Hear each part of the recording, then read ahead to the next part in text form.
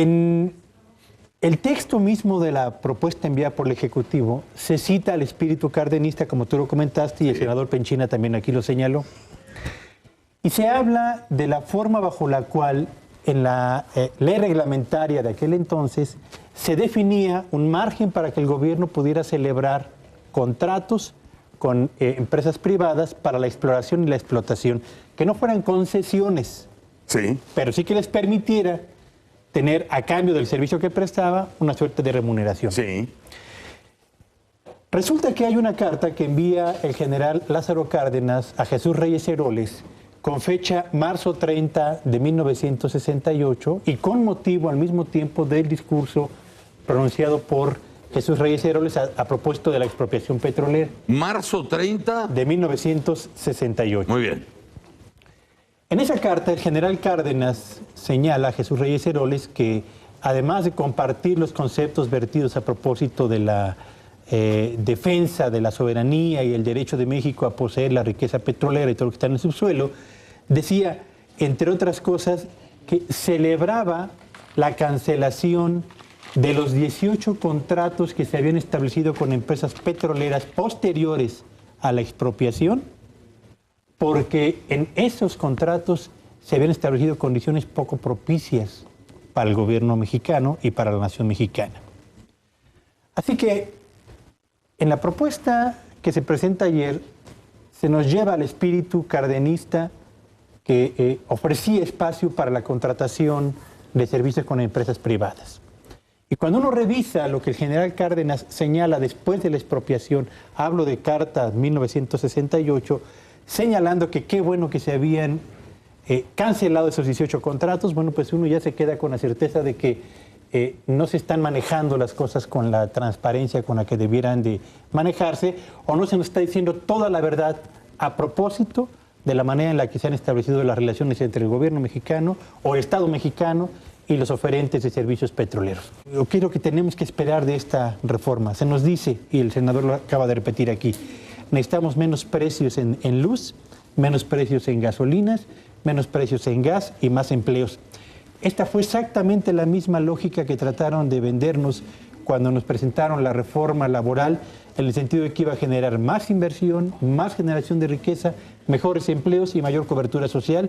Y a la vuelta de casi un año de esa reforma laboral no hay ni más inversión, ni más empleo, ni más cobertura social, ni mejoría en las condiciones de vida de los hogares mexicanos. ¿Qué va a pasar con esta reforma?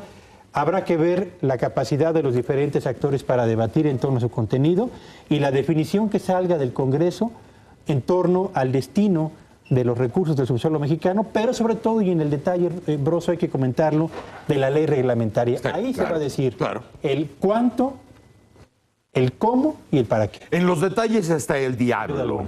Y ayer varios de los priistas dijeron, bueno, son matemáticas. Es matemática pura.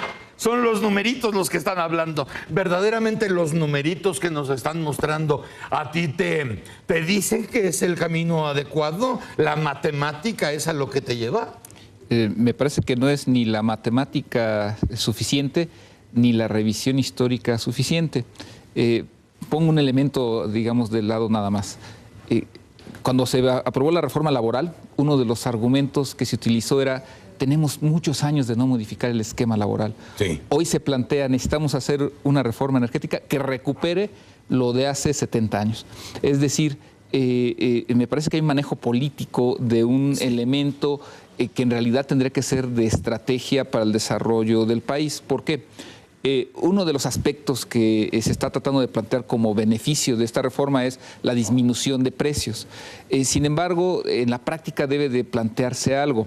Es cuando una empresa mexicana compra energéticos o algunos de sus derivados, el precio que paga no es el que cuesta en el país. Básicamente se ve cuál es el precio en Chicago más flete de mucho de lo que se acaba comprando, y así como es en algunos energéticos también es, por ejemplo, en la parte de acero, y entonces lo que acaba pagando es lo que está a nivel internacional más ese flete. Entonces, para que en México, a final de cuentas, llegáramos a tener un precio de energéticos y sus derivados más barato, tendríamos que modificar cómo se está comercializando ya en el país. ¿Por qué?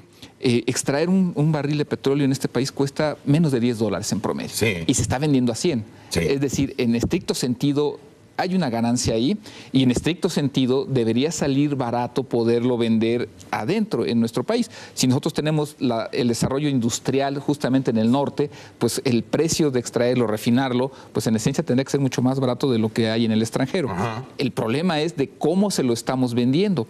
Parte del desarrollo de algunos derivados energéticos que, por ejemplo, utiliza la industria del cemento, se fabrican en México, se exportan y luego se importan. Sí. Entonces, ¿qué es lo que acaba ocurriendo? Que en realidad terminamos pagando un sobreprecio por toda esa triangulación que hay ya en la práctica del manejo del sector energético, de la extracción y de los derivados. Es decir, al final del día, a mí me parece que no nada más es hacer un análisis profundo de cómo puedo extraer más petróleo, cómo puedo extraer más gas, qué tanta más energía eléctrica podemos generar, sino en realidad de todo el entramado que hay posterior a ello. En este sentido, a mí me parece que cuando el presidente plantea vamos a ir hacia utilidades compartidas, implícitamente hay un cambio en el discurso bien interesante con respecto a lo que existió en el sexenio pasado. Se nos planteaba que si no íbamos por el tesoro que está en el fondo del mar... El tesoro, chingado, claro. Era un escenario apocalíptico prácticamente, el petróleo se nos acaba en unos cuantos años. Hoy, en el momento en el que planteamos, hay utilidades compartidas, en donde el texto lo que le dice, la renta de la nación básicamente va a quedar una vez que se le pague en efectivo al inversionista privado, pues de lo que entonces se está planteando es de que existen las suficientes reservas probadas, probables, posibles y todas las clasificaciones que tienen para garantizar que va a haber utilidades. Ajá, y no nada más para el Estado, sino también para el privado. Es decir, ya no existe implícitamente está reconociendo que no hay ese escenario apocalíptico de que se va a acabar el petróleo, que en realidad hay lo suficiente para elevar la producción para el 2018 en términos de petróleo a 2,5 millones, para el 2025 elevarlo a 3,5, y entonces en realidad se está reconociendo que tenemos el suficiente energético y que lo que vamos a hacer es repartir utilidades a la parte del Estado y evidentemente a los privados. Y esto lo que nos plantea entonces es lo siguiente: habrá que ver cómo viene la reforma hacendaria en esta parte petrolera. ¿Por qué? Porque al final del día, si nosotros queremos garantizar que va a haber utilidades para todos, pues la parte fiscal debe de cambiar profundamente. Ya no hablemos de la parte sindical, que eso está quedando también de fuera, sino que debe cambiar profundamente la parte fiscal para que sea negocio para todos. Y ahí lo que habrá que observar es cómo vamos a garantizar que esos recursos que ahorita le llegan al Estado mexicano, 35-40% de sus ingresos es derivado del petróleo, en donde fundamentalmente es por derechos. O sea, ya olvidémonos de impuestos sobre la renta, etcétera, etcétera, es por derechos. ¿Cómo va a modificarse para que sea negocio y al mismo tiempo el Estado mexicano no quede descubierto